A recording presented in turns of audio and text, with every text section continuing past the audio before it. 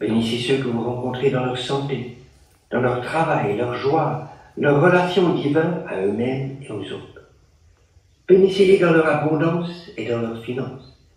Bénissez-les de toutes les façons concevables, car de telles bénédictions ne sèment pas seulement les semences de la guérison, mais un jour jailliront comme autant de fleurs de joie dans les espaces arides de votre propre vie. En vous promenant, bénissez votre village ou votre cité, ceux qui la gouvernent et ses enseignants, ses infirmières et ses balayeurs, ses prêtres et ses prostituées. À l'instant même où quelqu'un exprime la moindre agressivité, colère ou manque de bonté à votre égard, répondez avec une bénédiction silencieuse. Bénissez-les totalement, sincèrement, joyeusement, car de telles bénédictions sont un bouclier qui les protège de l'ignorance de leurs méfaits et détourne la flèche qui vous est adressée.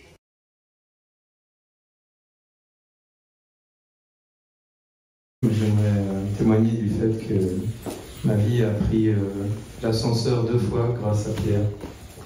Même plus, mais 2 fois de manière vraiment significative. La première, c'était suite à un séjour à Bréona avec une équipe de femmes. On était juste 2 hommes et la nature et la spiritualité et l'amour, c'était magnifique.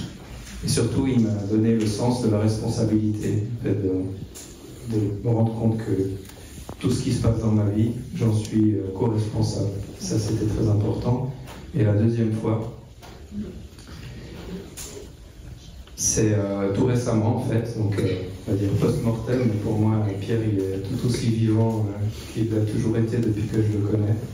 Et je me suis mis à pratiquer l'art de bénir de manière assidue, alors pas aussi assidue que lui pour l'instant, mais j'ai vraiment vu un changement radical et instantané. J'ai eu l'occasion de rencontrer Pierre Pradervan. Nous sommes tous très honorés qu'il soit fervent de cercle de pardon. Pierre Pradervan, il nous a bien aidés et son message, son soutien pour ce rituel qui est absolument extraordinaire. J'ai vu souvent des visages transfigurés lors de cercle de pardon. Ça permet, comme l'exprimait l'intervenant précédent, vraiment de guérir, de commencer à guérir certaines choses. Et certainement, le masculin, le féminin a un grand besoin d'être guéri. Pierre était vraiment le cœur des cercles d'attention. Il s'agissait de travailler un peu à la mode de Lynn McTaggart, où il y a des groupes de 8 ou de 16 personnes qui, ensemble, se fixent sur une personne et essayent de l'imaginer dans ce qu'elle est le meilleur. On est même allé faire un séjour dans son chalet avec mes fils, qui à l'époque étaient adolescents. Et Pierre avait avec eux une qualité de relation que les adultes osent rarement avoir avec des adolescents. Et ça les a beaucoup marqués. Et voilà, ils sont aussi à la fois été très tristes de son départ et en même temps, comme nous croyons tous ensemble qu'on ne meurt pas, mais en fait on passe simplement dans une autre dimension, celle de l'amour infini. Nous savons que Pierre maintenant, non seulement il est là avec nous aujourd'hui, mais il est là chaque fois que nous pensons à lui. Merci beaucoup pour vos partages. Moi je voudrais aussi vous dire 2 mots sur comment j'ai rencontré Pierre. Alors c'était en 2014, j'ai vu sur internet, sur YouTube, une interview de Pierre faite par Lilou Massé, et je sais que cette interview a touché beaucoup de personnes et a permis à beaucoup de gens de rencontrer Pierre. Et donc j'ai reconnu dans la voix de Pierre un léger accent un peu suisse roman, et puis ça c'était la forme, mais pour le fond ça m'a vraiment beaucoup touché ce qu'il disait sur l'art de bénir et la bénédiction en général. Donc je l'ai contacté par téléphone, et puis il m'a dit qu'il organisait des stages à la montagne, dans le Val d'Airain. Alors j'ai tout de suite dit oui, je vais venir à un de vos stages. Je le voyais encore à l'époque. Et donc je l'ai rencontré là-haut pour la première fois en 2014. Et ça a été un émerveillement complet d'être dans ce lieu paradisiaque avec un être aussi aimant, aussi ouvert, qui rayonnait vraiment une énergie de douceur, de bienveillance. J'ai jamais vu ça dans ma vie, je dois dire. Et donc à partir de ce moment-là, on est devenus amis. Et c'est un grand honneur pour moi d'avoir Pierre comme ami. Moi, je le considérais comme un père spirituel. Mais il me disait toujours mon frère. Alors, c'était un grand honneur pour moi. Et puis après, je suis allé au cercle de bénédiction qu'il organisait à Genève pendant plusieurs années, où j'ai pu rencontrer plusieurs personnes qui sont ici, dans la salle, dont Ariane et Thérésia, qui nous fait l'honneur d'être là avec nous ce soir. Merci Thérésia. Et d'autres. Et puis, les années ont passé, et malheureusement, Pierre est devenu malade, comme nous le savons. Et j'ai eu la chance de pouvoir l'accompagner jusqu'à son dernier jour. En fait, le 26 juillet, j'ai eu la chance d'aller le voir le matin à l'hôpital de Loix. Et puis, il s'en est allé dans la soirée avec, je dois dire, très heureusement, sa femme Élie à ses côtés. Et elle était tellement importante pour lui.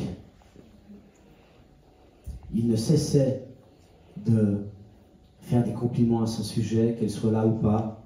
Il avait un amour tellement immense pour Élie, et ça me touchait beaucoup quand il parlait d'elle. Je suis attristé qu'elle ne puisse pas être avec nous ce soir. Je ne sais pas où elle est. Elle m'a dit qu'elle venait. J'espère qu'il ne lui est rien arrivé. Mais en tout cas,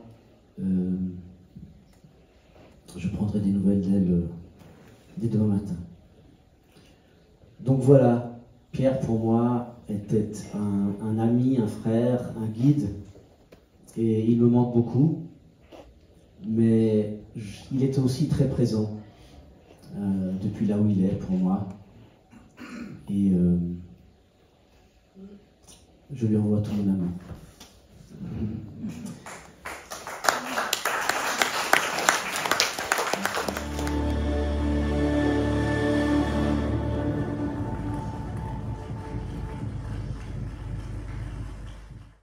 Cette soirée est organisée par quelqu'un que je connais bien, qui est Jacques Maire, qui est à mes côtés. Jacques, tu peux me dire comment tu as connu Pierre Pradervan, s'il te plaît?